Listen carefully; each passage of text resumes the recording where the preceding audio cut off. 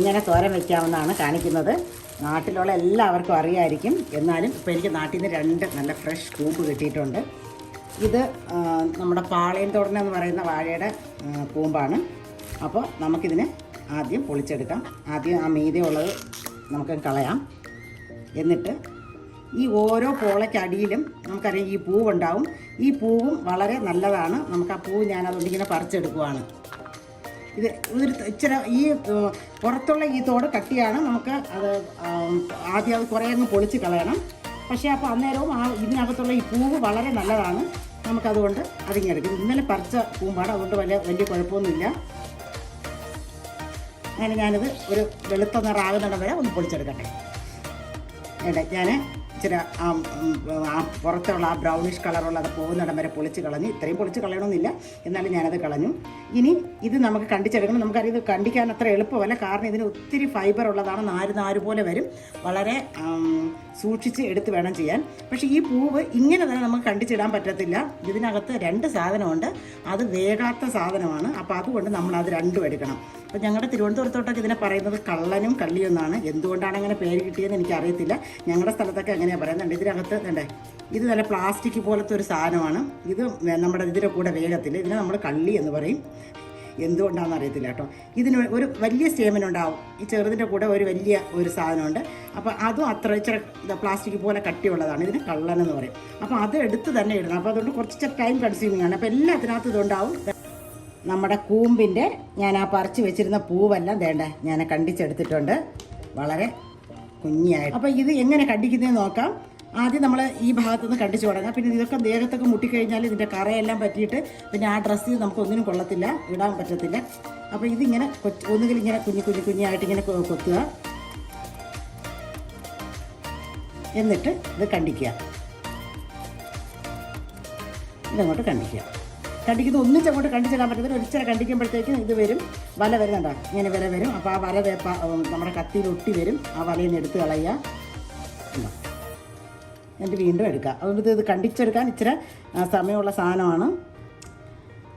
എൻ്റെ കൂമ്പ് ഏതാണ്ട് കണ്ടിച്ച് തീരാറായി. അപ്പോൾ ഇത്രയേ ഉള്ളൂ. സാധാരണ നമ്മൾ പരിപ്പൊക്കെ ഇട്ടാണ് വെക്കുന്നത്. ഇത് ഞാൻ പരിപ്പൊന്നും ഇല്ലാണ്ട് വെക്കണം. വെറും കൂമ്പ് വെച്ചാൽ നല്ല ടേസ്റ്റാണ് കേട്ടോ. നമുക്ക് പരിപ്പൊക്കെ ഇട്ട് വെച്ച് പരിപ്പോ പയറൊക്കെ ഇട്ട് വെച്ച് കഴിഞ്ഞാൽ അതും നല്ല ടേസ്റ്റാണ്. അല്ലാതെ വെച്ച് കഴിഞ്ഞാലും നല്ല ടേസ്റ്റാണ്. ഇത് വെറും ഒന്നും ഇല്ലാണ്ട് വെക്കുന്നത് നല്ല ടേസ്റ്റാണ്. ഇപ്പം നമ്മൾ ഏതാണ്ട് തീരാൻ പോവുകയാണ്. അപ്പോൾ ഏറ്റവും ഞെറ്റത്തുള്ളത് നമ്മൾ എടുക്കേണ്ട. ആ കള്ളിയെല്ലാം കൂടെ വന്ന് വീണിട്ട് നമുക്കത് പിന്നെ വേഗത്തുമില്ല. അങ്ങനെ അപ്പം ഞാൻ ഇതിപ്പോൾ ഇത്രയേ ഉള്ളൂ. അപ്പോൾ അതുകൊണ്ട് ഞാൻ ഒരു ചെറിയ കൂമ്പും കൂടെ ഉണ്ട്. അപ്പോൾ അതും കൂടെ ഞാൻ കണ്ടിച്ചെടുക്കുവാണ്.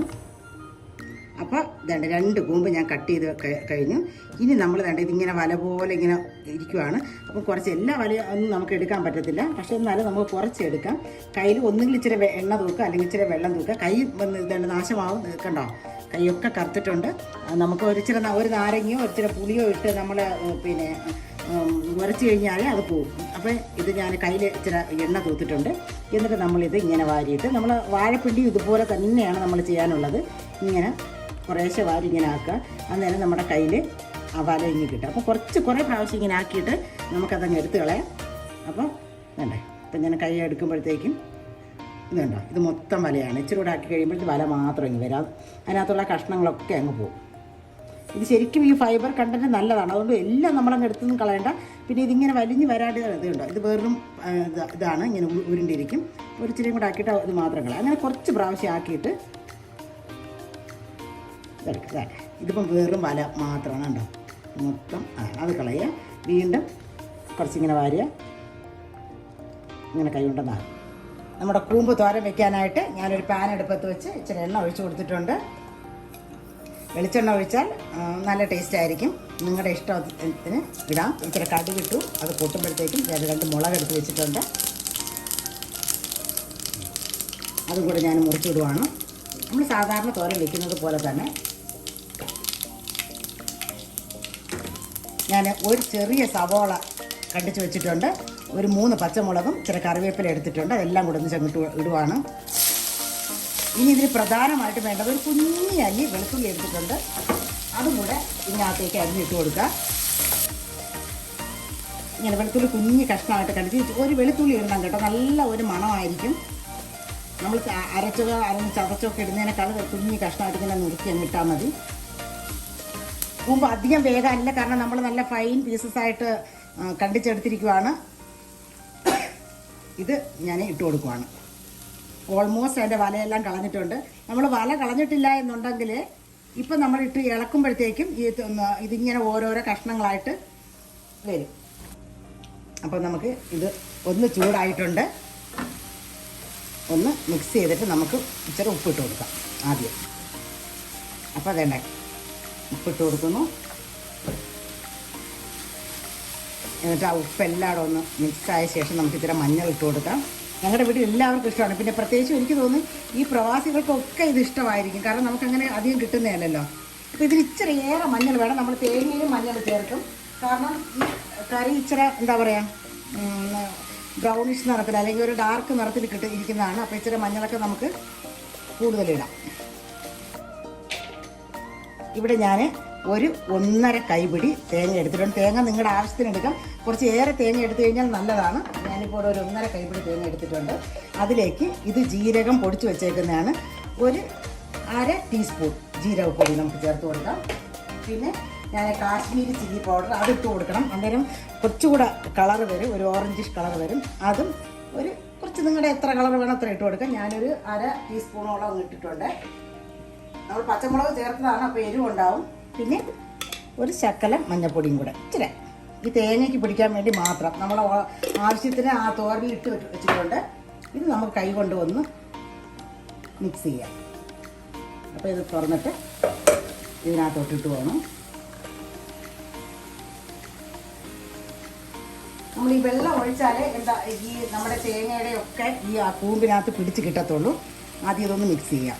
ഒത്തിരി വെള്ളമായി പോകരുത്, ഒരു ശക്കലം ഒന്നുകിൽ ഒന്ന് സ്പ്രിങ്കിൾ ചെയ്താൽ മതി, അല്ലെങ്കിൽ ഒരു ഇച്ചിരി 1 ടേബിൾ സ്പൂൺ വെള്ളം അങ്ങോട്ട് ഒഴിക്കുക. ഞാനിങ്ങനെ ഒരു കയ്യിൽ ഇച്ചിരി വെള്ളം എടുത്ത് സ്പ്രിങ്കിൾ ചെയ്യാണ്. കണ്ട ഇത്രയും മതി. എടുത്ത് ഒന്ന് ജസ്റ്റ് ഇങ്ങനെ സ്പ്രിങ്കിൾ ചെയ്ത് നമുക്കിന്ന് അടച്ച് വയ്ക്കാം. അപ്പോൾ നല്ലവണ്ണം ഒന്ന് ആ സ്റ്റീമെല്ലാം ഒന്ന് കയറി വരും. തോരൻ ഏതാണ്ടായിട്ടുണ്ട് കേട്ടോ. നല്ലവണ്ണം പുകയെല്ലാം വരുന്നുണ്ട്. അപ്പോൾ ഇതുപോലെ ഒരു ഇച്ചിരി വെള്ളം ഒന്ന് സ്പ്രിങ്കിൾ ചെയ്യാൻ മറക്കണ്ട. അല്ലെങ്കിൽ 1 ടേബിൾ സ്പൂൺ വെള്ളം അങ്ങോട്ട് ഒഴിച്ചു കൊടുത്താൽ മതി. അതിൽ കൂടി പോകരുത്. ഇപ്പം തന്നെ ഏതാണ്ടൊന്ന് വെന്തിട്ടുണ്ടാവും ഇത്. ഞാനൊന്ന് ടേസ്റ്റ് ചെയ്ത് നോക്കട്ടെ. ഇതിന് ഇച്ചിരി ഉപ്പ് ഏറെ വേണം കേട്ടോ, എങ്കിലേ ഉപ്പ് നമുക്ക് ഉള്ളതായിട്ട് തോന്നത്തുള്ളൂ. അത് എന്തുകൊണ്ടാണെന്ന് അറിയത്തില്ല, അങ്ങനെയാണ്.